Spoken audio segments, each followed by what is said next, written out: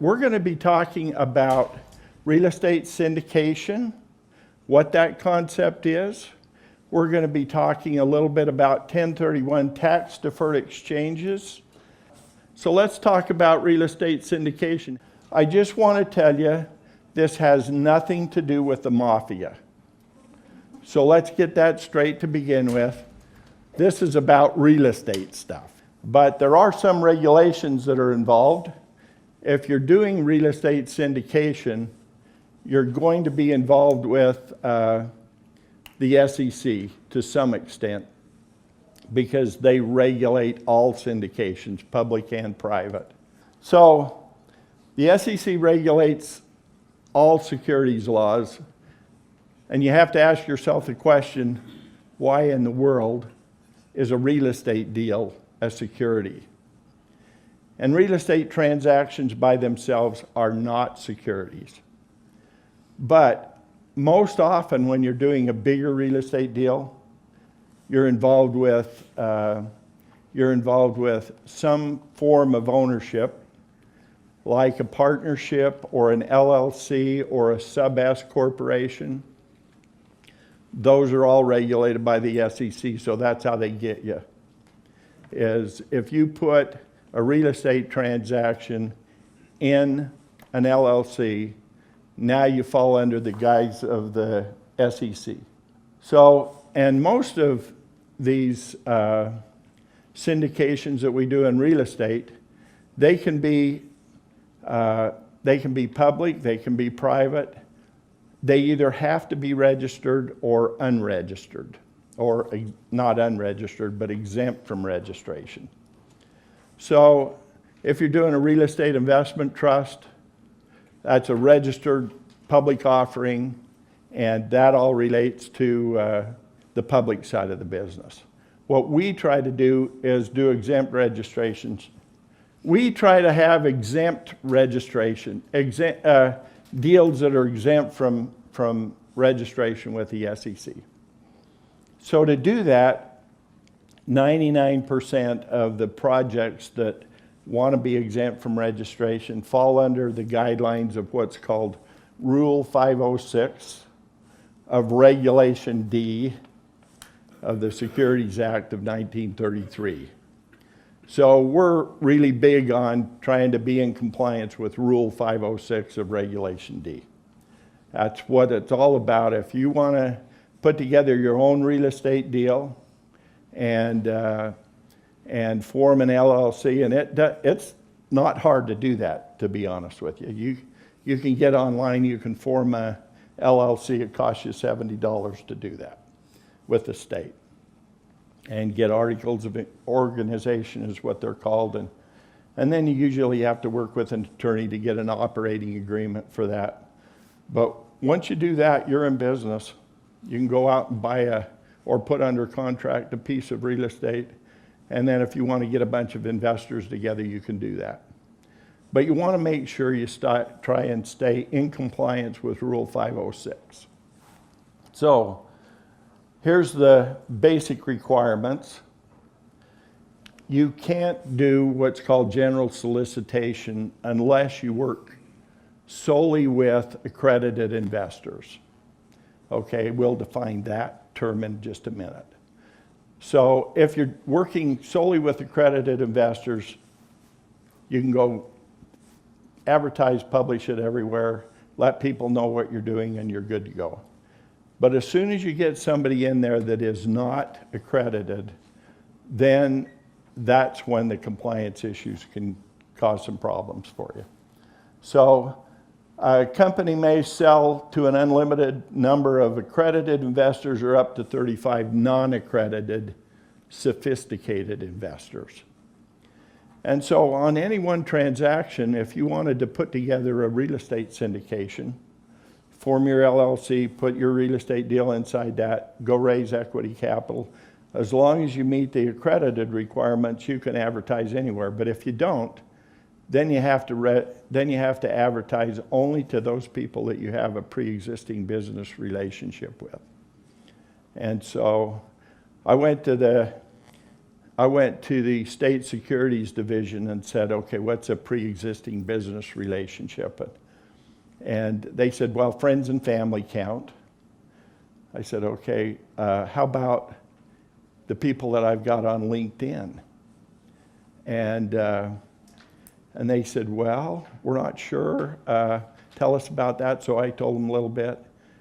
And I said, I've got about 200 first-tier connections. I've got about 1,000 second-tier and almost 5,000 third-tier. They said, well, we think your first-tier LinkedIn connections would qualify as a business relationship, or even somebody that you've done business with and exchanged business cards. It can be that loose. But they said, no second-tier connections, no third-tier connections. So I got pretty active a few years ago, and I capped out on LinkedIn at 30,000 first-tier connections.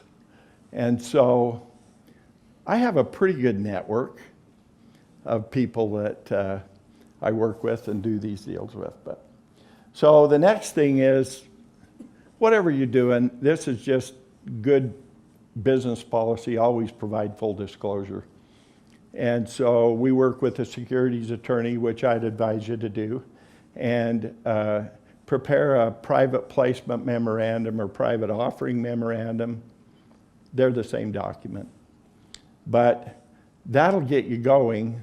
All of that is probably going to cost you somewhere around $10,000 to $12,000, depending on who you use and what you do. If you're paying more than that, call me because you've got the wrong attorney. But $10,000 to $12,000. I've had attorneys quote me up to $50,000 to do this. Accredited investors are people that have a net worth of more than $1 million, excluding their home, or they make an earned income of $200,000 a year and have done for the past 2 years and are expected to do that again the next year. Or if you're a couple that's investing, then the threshold can go to 3. But it's not, you have to have $1 million and $200,000 a year. You just have to have one of the two. Always good to, if you're going to do one of these, always good to verify the investors. Now we're going to talk about 1031s for a minute, and then we're going to combine the two and try to see if we can make sense of how to do all of that. On a 1031 tax deferred exchange, that's all regulated by Section 1031 of the Internal Revenue Code, and it allows an owner of an investment property to exchange property and defer paying federal and state capital gains tax if they acquire what's called a like-kind exchange. And a like-kind exchange, and I get questions all the time, well, can I sell my condo and buy something else? You know, retail property or land, or can I sell my land and buy an income-producing property? The answer is yes. As long as it's real estate, it all qualifies. The thing that doesn't qualify is you can't sell a property and trade into an LLC. That is not a like-kind exchange. So even though you got that property sitting inside your LLC, that's not a like-kind exchange. So that's where it kind of gets a little tricky. When you're doing a 1031 exchange, whatever name you're coming out of, you're going in that out of the what's called the replacement property. You're going into the relinquished property is the one you're coming out of and going into the replacement property. I have never run across somebody wanting to do an LLC into an LLC. And maybe that would be considered a like-kind exchange, but I don't have a good answer for you on that. It seems like a simple question, but most of the people that are doing deals with me are coming out of a piece of real estate and they want to go into a new development project or a new acquisition that I'm doing. And so they have their ownership, and it could be They can own it any way they want, whether it's an LLC or a trust or whatever. They just have to, whatever they're going out of, they have to come into the new relationship under the same ownership. Most 1031 tax deferred exchanges are handled through a 1031, or handled through what's called a qualified intermediary. There's some local people that do these things, and there's some national organizations that do them. Two of the biggest that I'm familiar with are First American Exchange and Old Republic Exchange. Haven't done anything with Old Republic Exchange. I've done some deals with First American Exchange. And probably not Old Republic because they're not here in Utah. They're located in other states. So most people doing a 1031, there are 3 different rules, but most people that are doing a 1031 are doing it with this 3 property rule. And basically what that does is that just says you're going to identify 3 properties, like-kind properties, of equal or greater value than the one you're selling. And you do that within 45 days. And then you're obligated to close within 180 days. And those are calendar days, counting holidays, weekends, everything. If you miss your date, you're toast. So it's really important to hit your dates. These transactions require the parties involved to meet all the applicable laws of the IRS and the SEC. They're more complicated. If you're doing that, you have to be in compliance with all of the rules for both the 1031 and the SEC. Now, I'm going to give you a couple examples of deals I've done where I mix it up and I've got a bunch of stuff. Here's how we do it when we combine it. There are basically 4 things you have to adhere to. First, the 1031 exchange investor enters into a purchase agreement with the LLC to buy a portion of the land or real estate. The 1031 exchange investor works through a qualified intermediary. Same program. The 1031 exchange investor purchases a portion or fractional interest in the real estate. And then the last one, the 1031 exchange investor and the LLC enter into a tenant in common agreement specifying who owns what and how the deal works. Okay?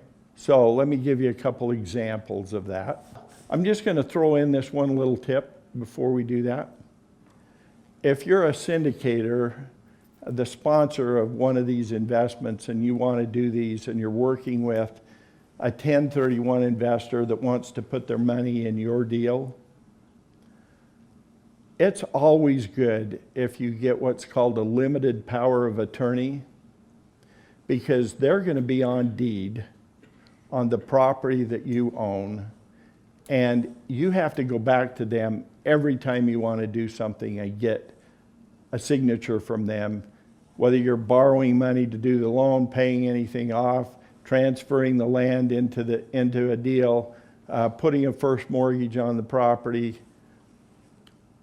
They have to sign off on all that. But if you get a limited power of attorney giving you the right to do that as the sponsor and the manager of the LLC, then you can generally handle all those transactions and not have to be chasing them down. I had one deal where a guy was on a cruise somewhere in the Caribbean, and we had to chase him down, and he, when he landed at a port, had to go find a place that he could sign documents, and they had to be original signatures, so then we had to FedEx them back to the States in order to get the deal done. So I learned that lesson the hard way. So here's a deal we did up in Helena, Montana. It was a Staples store that had gone dark, and many of you know that Staples has done a lot of downsizing in the last few years. And they had a 25,000 square foot store. And we approached Big Lots. We didn't own it, but we thought it might be a good investment, really good location up there. And so we thought it might be a good investment. So we approached Big Lots to see if they wanted to participate, if they wanted to be our tenant on the property. And they said, well, if you can get us up to 30,000 square feet, we'll do it. And so we had to put a 5,000 square foot addition on the back of the property in order to do it. And then so we got this $5 million deal we're doing, raising about $2 million in equity capital. And we had a couple that owned a trust that approached us on doing a 1031, and they were coming out of a fourplex that they owned in Provo, not one of Fig's, but coming out of a fourplex, was tired of doing the management. Now they wanted to get a more passive investment, and so they did the deal with us. Well, their deal was about $700,000.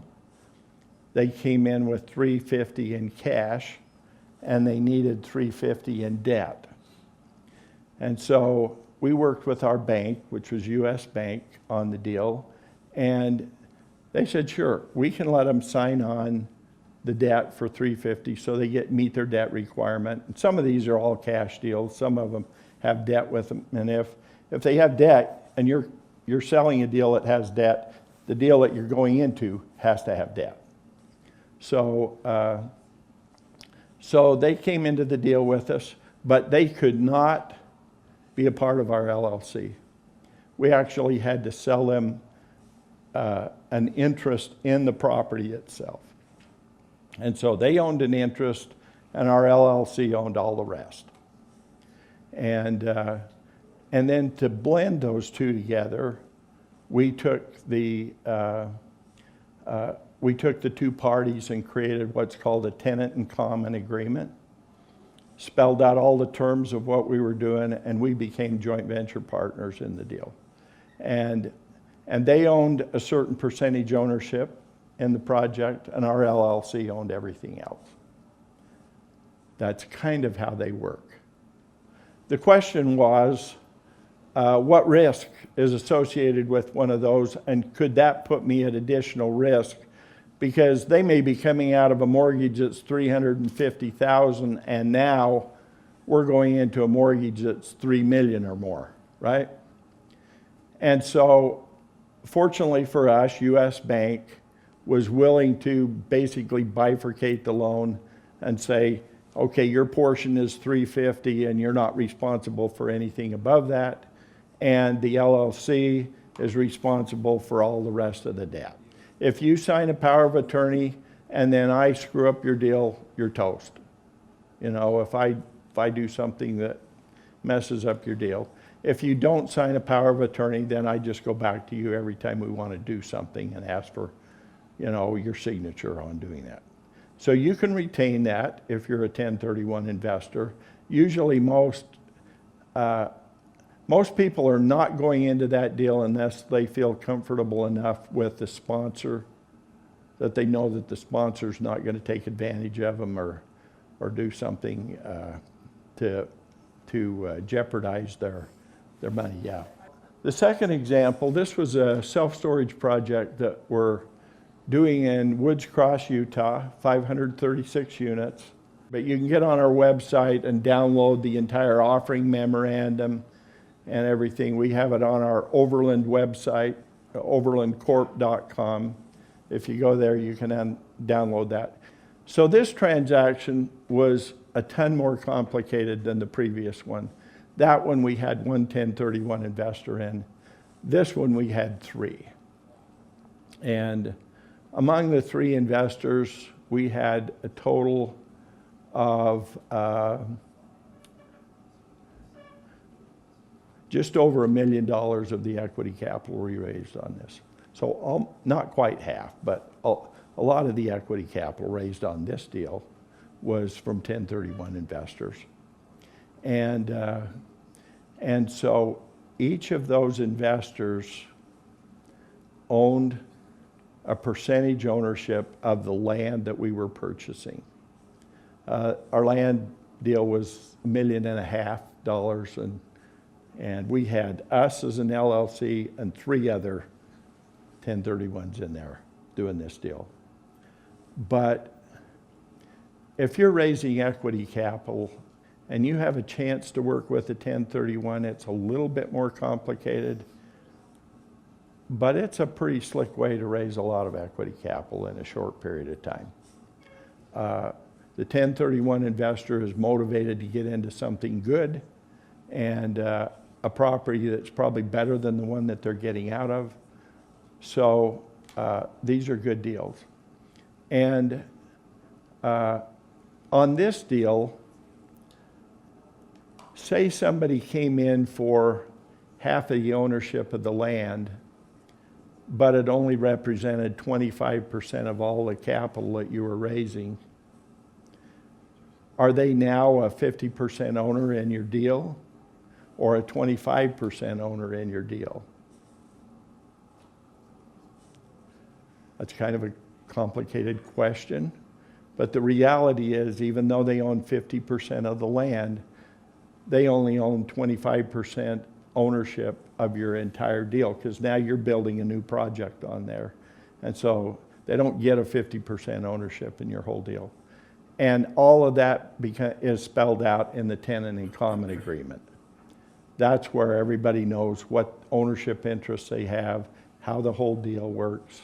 And we go one step further, and we create in the tenant in common agreement, we mirror the rules, regulations, and agreements that we have in our operating agreement for the LLC in the tenant in common agreement. So everybody in that tenant in common, all the parties are agreeing to the same thing. So does that make it complicated enough? That was a land lease to the... No, it's a purchase. No, I mean, We don't, we, overland storage. no, we didn't lease the land. That is something you probably could do, but The 1031s only own part of the property. Do they own part of the buildings too? yes. Okay. Yep. They own, and that's what I was trying to explain, is they own part of the buildings, but they own it at a lower percentage than the percentage ownership they had in the land. So yeah, they own a bit of the whole thing. A land lease would complicate the heck out of the whole process. You could do it with a land lease, but it's probably more difficult. And now with some of the deals, these three projects that we're doing, one's a 116 unit apartment deal in St. George, in actually Washington City. And another one is, and the other two are in Mesa, Arizona. One's a 2-story self-storage project, and one is a 112 unit assisted living project. So we're doing different things and raising different investment capital for all three. They have different types of returns. And for the small one, the storage project, we're letting both accredited and non-accredited investors come into that one, and the minimum investment amount on those is $25,000. And the bigger deals, the apartment deal and the assisted living deal, minimum investment on those is $50,000, and those are just offered to accredited investors only, so we can do some general solicitation on those. I usually, we like to keep these long term, and what we normally do with our investors is, if we have any, we tell them, stay in it for 5 years, and if you want to get out, let us know, and we'll buy you out. It'll either be us, or I'll find another partner another investor that'll come in to buy you out if you want to get out. And I've had 2 or 3 of those, and within days, I've usually got another partner investor that wants to come in. So it really hasn't been a big deal, but for the most part, these are long-term investments. They like being in them, and they're just good opportunities. The question was, in an opportunity zone, which is the new thing that's come up, which is you get some tax advantages if you're going into an area that's having some economic issues, so blighted, whatever the term is you want to use. So yeah, they will actually defer. What it is if you invest in an opportunity zone over 10 years, they will reduce the amount of your capital gain tax every year for 10 years until at the end of 10 years, if you've held the property in there, no tax. You completely eliminate the capital gain tax. So yeah, you can do those kind of deals. And I don't know all the ramifications of the opportunity zones because I haven't done anything in there yet, but I've been thinking about it. Well, thanks. Appreciate the time.